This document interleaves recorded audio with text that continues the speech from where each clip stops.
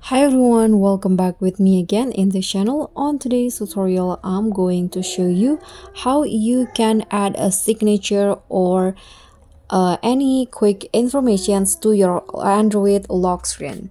So in here, what you need to do is go to the settings apps on your Android phone and then go to the lock screen and wallpaper. Sorry, this one. And here go to the lock screen setting. So next you can customize the look of your lock screen by clicking on this, including add a signature.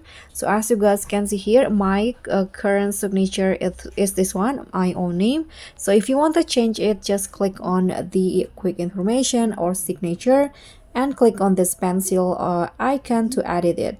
So let's try to add another signature. For example, I'm going to just write love, and after that just click on OK. Like this it will be changed. So this will be the preview of my lock screen. Just click on apply at the top right corner and you are done.